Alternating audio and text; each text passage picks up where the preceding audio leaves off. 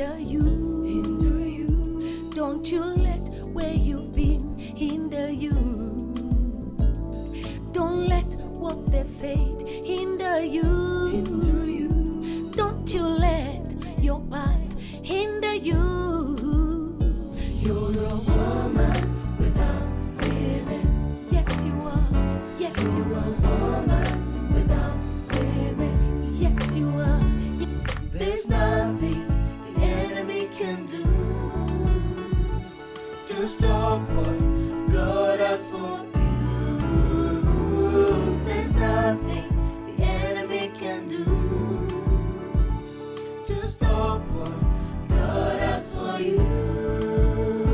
You're a woman without limits. Woman, woman, woman, woman, woman, woman without limits. Na na na na na na na na na na. Woman without limits. Woman. Hey, how are you doing? What a delight to have you right here watching Woman Without Limits. I am Reverend Kiuna, and like I always say, nothing can stop you. Only you can stop yourself. Not even the devil has the power to stop you.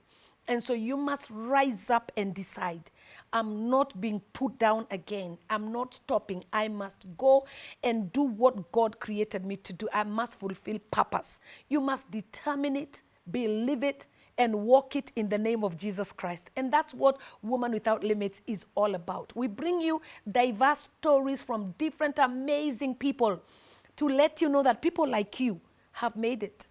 And so you cannot be stopped. So you need to understand where people come from so that you know where you've come from is not that serious. You will make it. This is Woman Without Limits, and I'm excited that you're here today. We have an amazing woman. She is called the Queen of Networking.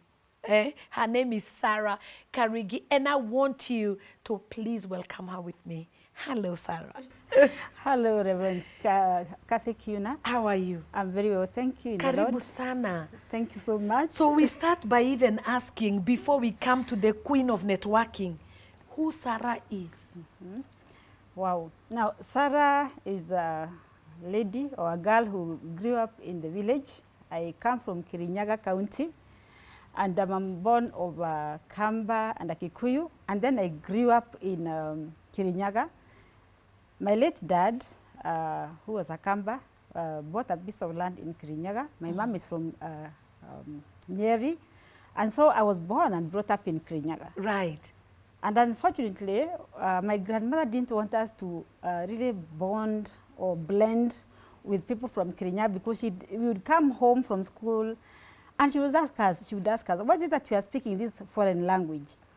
But what she didn't know is that in order for us to bond with these people, there's something we call communication. Right. And we had to communicate with them. So we had to understand the language and speak that language. Yeah. But when we got home, my mom, who is a Kikuyu from Nyeri, would speak to us in Nyeri language. Then my grandmother would speak to us in Kikamba. Oh. My dad would speak to us in Kikamba. At times, of course, he had to learn Kikuyu. Yeah. So we then, as children, we grew up with a very unique language. So we developed Mixed our own up. language, which it's only us who could understand. Wow. But then when we went to school, we also we would change the language and start speaking like the people of Kirinyaga. Okay. You know, I went to Tanzania, and they told me, because I was like, how am I going to preach in Swahili? Because it's difficult if you've never preached in Swahili or in any other language. And they said to me, don't worry, just call it Swanglish. So you are saying you mixed Kamba, Nyeri, and Kirinyaga and language, Kirinyaga, it's a bit different. and mixed all of them. Now, Yes. what would you call those ones? I really wouldn't give it a name. It was just a unique language. Right. Yeah, it's only us, the children, who used to understand each other. But Right. eventually our parents also came to understand. And then our grandmother had to accept it anyway. Right. Yeah, she didn't have an option, but she had to accept it, because you see, it. somehow we had just to bond with those people. So we had to communicate with them Yeah. in that language, of course, that they actually understood. Right. Yeah, then later, as I grew up, I went to Embu. My dad took me to a boarding school in Embu, St. Ursula. So from class 5 all the way to form 6, I schooled in Embu. So I can say that though Kirinyaga is where I was born, I didn't really grow up there, other than only during the holidays. So I also came to learn the language of the Embu. I got so many friends from Embu. Wow. And I still feel, even up to today, like I'm also part of Embu. Right. So for me, it's like, I think I can fit in anywhere. So take me In anywhere. Nyeri, Yeah. Embu, Kamba, all of them. Yeah. Wow. And I'm very fluent in all those languages. Oh, really? Yes. Like you can speak all of them? All of them, very fluently. That's amazing. Yeah. That's amazing. Yes. Yeah, so when you were growing up, it was just a normal childhood, a beautiful childhood? I wouldn't say it was really that beautiful because, you see, many years ago, one thing I would really say was very good those days is that we used to get cousins from Cumberland. Others would also come from Nyeri. Others would come from Embu because we also have relatives that are in Embu. Yeah.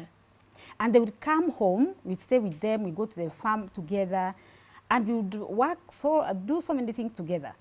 So there was that bonding between cousins and between the relatives. And then a child was brought up by different people. So, but then when I was growing up, unfortunately for me, I'm first born in a family of 7. I was really pushed down. I used to be meant to feel, I was not as confident as I am today. I was really pushed down. I was pressed down, and I was meant to feel that I was so foolish and so stupid. So that affected my self-esteem. And my cousins would call me all kinds of names because I was a quiet girl, not also sure of herself. And everybody would be like, you are such a lazy girl, you are such a fool. So that, okay, of course, also made me feel like I was not going to perform in school. And indeed, I didn't. I used to score, say, from class 1 all through to class 4. I used to be number 2nd from last. I don't understand what you mean. Yes. And second that from the other side. Yeah, 2nd from down here. Yes. So that also really affected me because, unfortunately, also my mom was, I wouldn't say she was, not I wouldn't say she was semi-literate, but someone, she would teach us in Kikuyu, because those days, of course, we used to learn languages, the local languages. So she would teach us in Kikuyu, and then she would teach me and my sister math. So my immediate follower was very good in math. So anytime my mom would ask me, my second name is Betty, Betty, what is 2 plus 2? I don't know why, even up to today, I love the number 3. I think it's because it's a Trinity number. Yes. And any question she would ask me, what is 1 plus 1? 3. What is 3 plus 3? 3. What is 4 plus 4? 3. What is 2 plus 1? 3. And I would really get smacked. And those days, I don't know why parents really used to smack their children. Yeah. And I think they used to think that when you beat your child, they of course, get that was clever. Yes. Yeah. That was the belief then. So I would just get a grip of fear. And my mind would just go off, and I would just blank out. I wouldn't remember anything. And then here, my sister, I would just see her doing her fingers like this, and then she would get the answer. So I didn't understand the magic like that how? she was using. And I think after some time, my grandmother, who was living with us, is one who convinced my dad that the environment in which I was living was not so good. And she felt bad because I was named after her. And you see, of course, those days, you know how there were favoritisms. Yes, yeah. So I know that story. So yeah. So my grandmother talked to my dad, and my dad accepted because he was working away from home. So us would, of course, always go to the shamba or go to the river. So we grew up knowing that, of course, we were supposed to be very responsible, going to the shamba, fetching firewood, going to the river. And then we would divide duties. Either my sister would go to pick firewood, I would go to the river. There are times we would go together to the river to clean clothes and, of course, fetch water. Yeah. So that made us become very responsible. Even cooking, even I think when I was in class 4, I would know how to cook githeri. Wow. And then we'd also clean the home, make sure that it was swept. And my mom was such, and up to today is still such a disciplinarian. She would never stand anybody not working. She would wake us up in the morning before going to school. we would go to the shamba at 6 a.m. As long as there was light. You would go out. Yes, we'd go Right. to the farm, either harvesting maize or beans or potatoes. And from that time, we became very responsible. And so, of course, I wouldn't say that life was so bad, because even her, she would come and work with us. And she made us understand that, of course, there is nothing that one cannot achieve. At least one good thing about Mom, she taught us how to even respect ourselves as girls. Wow. And she would not stand anybody who was lazy, because she was a very active woman, and even people in the village knew her as a very hardworking woman. So my sister and I had to work really hard. Then other children, of course, followed later. Right. And she continued, of course, taking care of us and nurturing us. And my dad would come over the weekends. He was working in Nyeri. Other times he was working as a health officer. So there are times he would go to Nyeri. Other times he would be transferred to Embu. Other times he would be transferred to different districts. And he was a very caring man, very loving. My dad would sell anything. Wow. And not buy clothes to make sure that we go to school, Wow. to make sure that we were well fed. And those days, I would say that by the standards of that time, he really made sure that we were very comfortable. We had enough clothes, we had enough food. And of course, those days, eating chapati was something like, you know, the in thing. Yeah? Very powerful. Yeah, so every weekend we'd make sure that we either eat chicken or eat maybe like meat. And that was something very nice, because he always wanted to see us comfortable. But he always emphasized that we have to work hard. Right. In the 60s, because I went to class 1 in 1966, girls were not really encouraged to go to school. But my dad used to tell those wazes that for me, there is no difference between a girl and a boy. Wow. He was a different kind. Yes. Yeah. And my daughters have to go to school. And he encouraged us. And would talk very positively about us. Wow. And he would talk very proudly about us. Yeah. So because of that, my sister and I worked so hard. So in my primary school, I passed quite well. In St. Ursula, then I decided to, now when I went to that school, I found nuns who were also very strict. And they were such disciplinarians. So you would not dare make a mistake, because anytime you made noise in class, of course you would be punished. Even turning your head and maybe asking for either a piece of paper or rubber or a pencil. Punishment. Of course, punishment. So from that time, I acquired discipline. To up to today, I'm such a disciplined person. Wow. I've instilled the same in my children. And so I continued. And then I went to Kangaroo High School. Right. Kangaroo was a mixed school.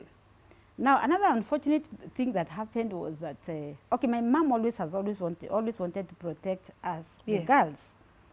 And what she did, she had asked me to select Kenny Girls, which is a girls' school, but I decided to defy her instructions.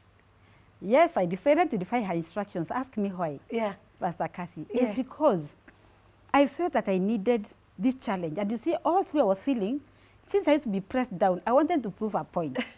Kangaroo High School, for your information, those days, we had gotten wind that was going to be a mixed school.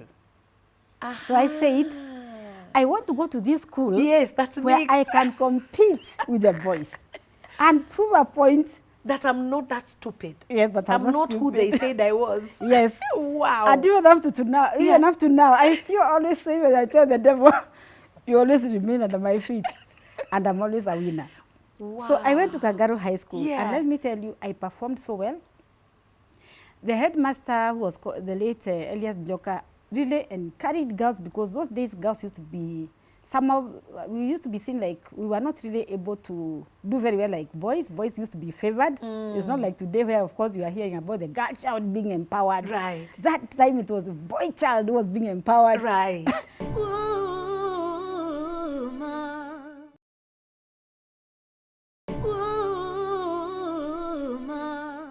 Actually, most girls didn't even go to school. No, they didn't. In the olden days, because they never used to think there's anything good that can come out of a girl. Yeah, you're right. And so when I went to this school, I was very amazed, and the headmaster was really always encouraging us and telling us that even girls can make it. And so, okay, unfortunately, I was also a bit poor in mathematics. And then one day he looked at my marks and was wondering, how come that I'm scoring so highly in all the subjects, but math, I was scoring 40%, 35%. And I said, you see what? Maths is not for girls, it's for boys.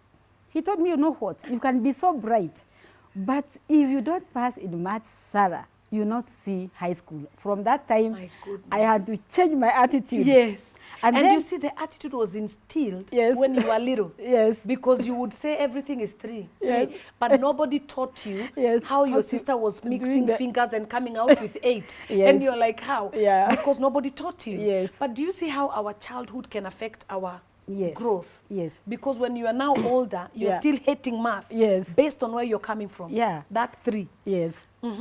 And so I continued, and then the good thing about that headmaster did those days was that he decided to classify the students who are doing so well.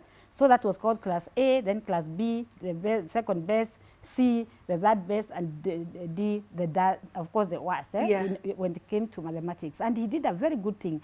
Now, I was put in class C. And so I asked myself, Sarah, do you really belong here? Yeah. So I told the headmaster, I am in class C, but I know I will beat even belong. those who will be in B. And it so happened. So when after my grades in Form 4, I scored a Division 1. And I decided to go back to the same school because I wanted to continue with the same competitive spirit with the boys. Yes. And I continued. And I went to Form 5 and 6, and I scored 3 A's and yes, in high school. No, 2 A's and 1 C. Right.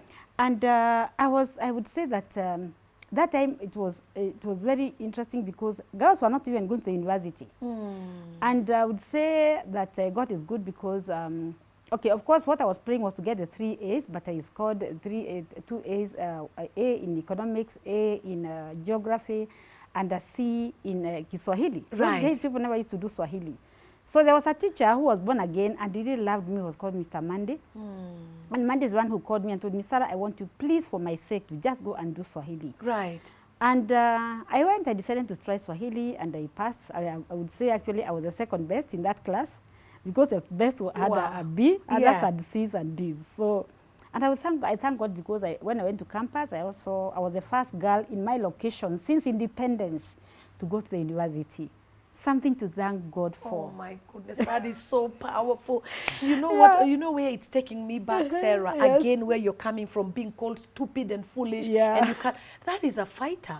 Yes. And that's why I wanted you on this program. Amen. A fighter. Yes. To let somebody know it's not what they call you. Yes. It's what you call yourself. Yes. And so you turned it around. Let me ask you. Yeah. What are they thinking when they are saying, A? Number one, Sarah. What are your parents and everybody in the village and your cousins who are seeing like you're nobody? What were they thinking when they are seeing you making it with A's? Actually, my cousins really are the ones who made me to feel so useless and so stupid and like I was worthless. But now when they saw me now passing and doing so well, I always used to be a very humble girl and shy, and of course I could not really express myself. But as I continued growing older, I continued becoming a bit confident. And there's an auntie who also motivated me a lot. So now, when I went to that boarding school, St. Ursula Girls, my auntie would come for me. So in her, I saw greatness. Wow. And I would encourage parents not to lock up their children. I really thank God for my late dad. Wow. So when he took me to that school, there's this auntie who was very rich. She was doing so well.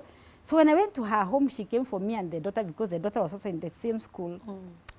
I saw something that I had never seen. Of course, our home, we didn't have electricity. Yeah. So I go here and I find a home with electricity.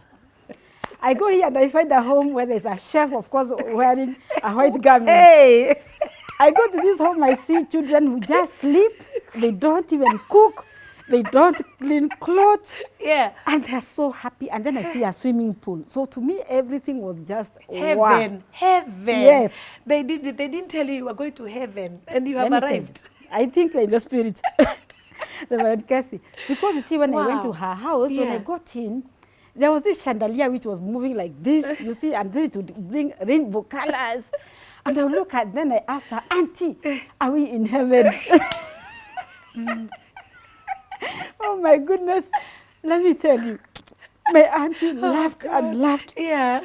And then she told me, oh, Betty, no, we are not in heaven. And then I told her, I actually almost fell down. Yeah. And then she lifted me and told me, no, we are not in heaven. Because you see, like when we were going to Sunday school, you'd hear how heaven was. So here I am. I see a home which was very well lit, and I was like, oh my goodness. And it's changing colors. Hey, How can it not be heaven? Then where is it? imagine. So anyway, it's good that I've come to share here, but I just want to encourage people that it's good to take children out there, let them get exposure, because you see, in children's minds, there are always things that they visualize, and there are those things they even wish they would be like. They imagine themselves there. Yeah. So what I got from my auntie is I desired to be like her. And I told her, you know what, auntie, I'm going to work so hard to be like you. Yeah. Now, outside, there were many vehicles. One of them was a Citroen. And I used to see the husband walk out, and he would take his key. Then he would go, and then I used to ask myself, of course, in my innocent thoughts, this car is very intelligent. It knows when to wake up, when to rise up for its boss, and then, of course, lie down when he switches it off. I was like, and I would quickly run and just have a look at the car. And honestly, all those things made me just get interested, and I said I was going to work so hard. I have shared that story in my book, my first book, Overcoming the Impossible. Right. And my auntie told me, you know what, Betty, anything that you desire, you can get. You are saying that I told her one time, I would drive a car like this one of your husband. That was a Mercedes. Her. Yes, I told her one time, I would drive a Mercedes like your husband. The one that wakes up and knows when to sleep. No, they had so many vehicles. You see, those days, not many people used to have vehicles. And not like today, where every home has a car. Yeah. And so I looked at her and I was like, oh, Auntie Wanjiru, this is so nice. And then she also used to have her own cars. Right. Then she would go to the farm with her children, but the children never used to go to the farm. And I designed to be like them. So when I used to look at myself, I reflect back and I see at home, we always go to the shamba very early in the morning. Yes. Now these are children who sleep, they wake up, everything is prepared for them. I desired to be like that then. And I said, even me, one day I'll be like them. Yes. And indeed, I had to. So now when I then got married to, then from there, of course, I went to campus. Right. I did Bachelor of Commerce. Then I came out. Until your mind changes, your life will never change. Did you know that your thoughts hold the master key to the life that you desire? Just think about it. If you want to change your life, you must change the way you think. Did you also know that experience is not the best teacher, but wisdom is? I am so excited to be bringing to you my latest book. I'm calling it Think on These Things. In his new book, Bishop Allen has put together a collection of power thoughts, insights, perspectives, and practical applicable wisdom drawn from his exciting years of experience. Inside the book, you will find deep insights on the power of purpose, integrity, self-leadership, excellence, the power of the mind, among others. Truth is a universal commodity. Wherever it is applied, it produces the same results.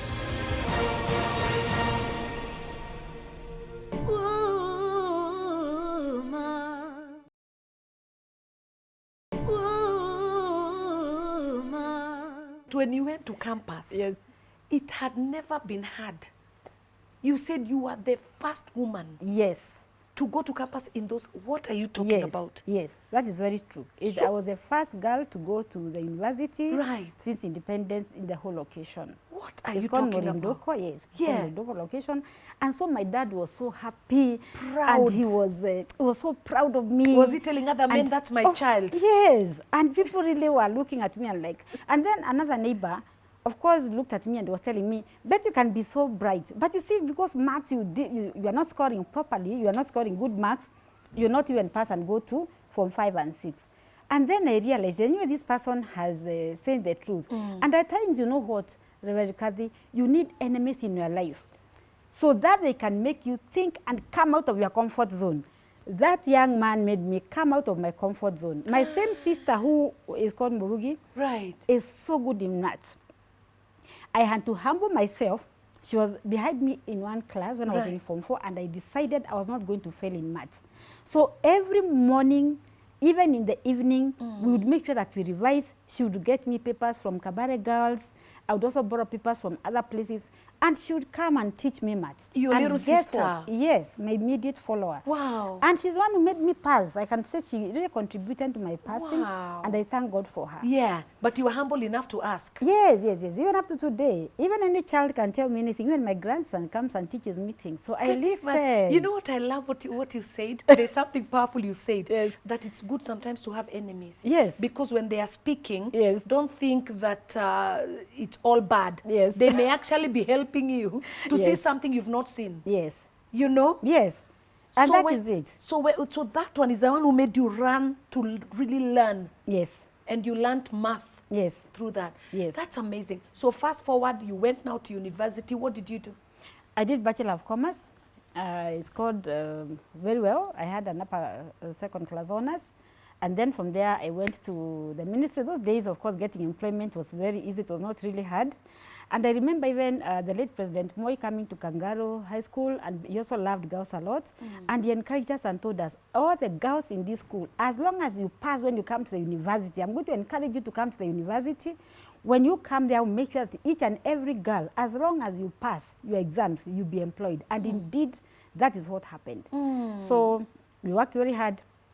I went to work with the Ministry of Finance. I worked there for quite a number of years. Right. And before I went now there, of course, I found my sweetheart. I wanted to ask you whether there is any boy you met in that school. No. Or you met Oh, after. my mom was a very strict woman, so I would never even have attempted To have a relationship with a boy. To even talk to Yes, a boy. I would look at them and I see my mom's image. And she used to tell us, if you get a baby, if you get pregnant, that will be your problem. You know where to take your baby. So because of those words, we always used to fear. Yes. And then again, I also had my dream. I wanted to achieve. And I used to see girls in my village who had dropped out of school because, of course, of pregnancy. They were pregnant at a And young the boys, age.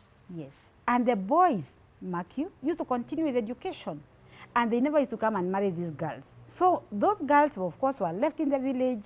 They struggled in the village. And so you can see now the poverty, of course, now continued like that. Right. And I would look at them and I say, my goodness, I wouldn't not want to be taking like this. these girls. Yeah. And then my mom would always remind us, can you see the daughter of so-and-so?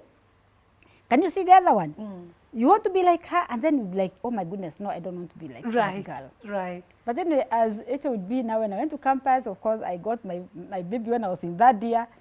So how did you And meet? How did you unfortunately- meet? You have run too fast. How did you meet with this Oh, man? how I met him was like this. Okay, I was now going to campus and I was carrying my box. It was, I met him at a town called Kutus. He was also going to campus and then he saw me struggling. And then he told me, oh, I can help you carry your box. I didn't know him, of course. And then he helped me put in my luggage in the car. Then when we got to tea room, I asked the driver to drop me to Box. That is, Box is the hostels for ladies in campus. That is Nairobi University. Yeah. And then he said, oh, by the way, I'm also going to Hall 9. Hall 9 is now the hall for boys. For boys. And I was like, oh, you're also coming there? He said, yes. So I went, and then he also helped me to carry my suitcase to my room, and then he went away, and then he disappeared. So I never saw him after that. Until he loved politics. Then one time, I saw him come and then said, he started looking for me. And then he said he wants me to help him now to go and campaign. I said, I don't like politics. He said, no, just take me to KU. So he went, I took him there, they campaigned. And then after that, after some time, we started dating. He said, the way I carried the box, I can carry you also. No, I didn't say that you can carry me also, but I think he fell in love with me. But you see, as an innocent girl, I was just there. Yeah. And we became friends. We were actually very good friends. One good thing about my late husband, he was a very hardworking man. He was very focused. He was very determined. He never thought that, of course, failure was part of his portion. Right. And there are times we just bring a topic, then we discuss, we expound, and then you tell me, no, this doesn't work like this. So it was very sharp. Very sharp. And then, now Wow. when I went home and I told my mom that this is the man whom I would like to get married to, my mom told me, okay, how is this background? And then I was saying, then one time she made sure that she will come there That time, of course, now I had already gotten a baby, and then she refused completely to take care of my baby. And they said, "You remember the ones I told you?" But I don't blame her because she stuck to her gut, Right. and she said those words, and she said, "Now I should know where to take my baby." Hey, so now the good thing about my husband again, when I went to get the baby, because now he went and told the mother exactly what had happened. The mother, who was an old lady, she was over 70. Right. She said she was going to take care of our baby. So you can imagine, I left a 3 weeks with a 3-week-old baby with her. I came back to campus to sit for my last exams. I wasn't sure I was going to pass, but my husband used to go and take notes for me. And then he would bring them home so that I could read, and I passed, you can imagine. While you were pregnant? Yeah, when I was just about to get my baby. So he would go get for you to come to continue reading? Yes. He would get me notes, bring them home, I read, and then when I came back to sit for my exams, by God's grace, I don't even know how I passed, but I passed. But you passed? I passed. So you passed, and you're passing grades here, and you also have a baby? Yes, you can imagine. That's double passing. Imagine. double blessing. Yeah, blessed double in doubles. Yes. Wow. And, yes, so I really thank God for that, because then when I came out, then of course, he was very supportive, and we continued, and we took care of our baby. But my mother-in-law said that she was still going to take care of the baby as I looked for a job, but I stuck home.